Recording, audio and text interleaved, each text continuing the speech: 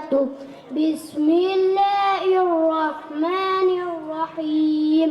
رکوع کا طریقہ. نمبر 1، رکوع کی تکبیر کہتے ہوئے رکوع میں جانا.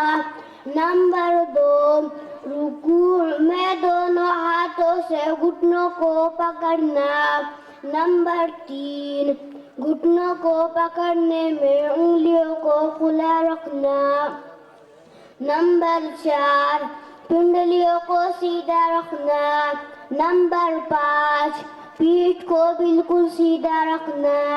نمبر 6، سر اور کمر کو برابر رکھنا اور نگاہیں قدموں پر رکھنا. نمبر 7، رکوع میں کم از کم 3 مرتبہ سبحان ربی العظیم کہنا. نمبر 8، رکوع سے اٹھ کر امام کا سمیع اللہ لمن حمدہ مقتدی کا ربنا لک الحمد اور اکیلے نماز پڑھنے والے کا دونوں کہنا.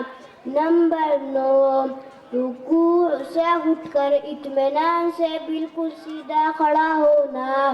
نوٹ: رکوع سے اٹھنے کے بعد سیدھے کھڑے ہونے کو قوما کہتے ہیں. یہ قوما واجب ہے، اس لیے اس پر خاص توجہ دینا چاہیے.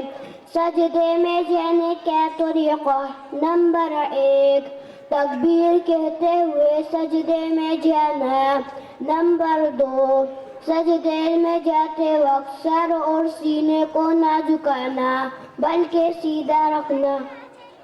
نمبر 3، پہلے دونوں گھٹنوں کو زمین پر رکھنا، پھر دونوں ہاتھوں کو، پھر ناک کو، پھر پیشانی کو. السلام علیکم ورحمۃ اللہ وبرکاتہ. وعلیکم السلام. ماشاء اللہ ماشاء اللہ.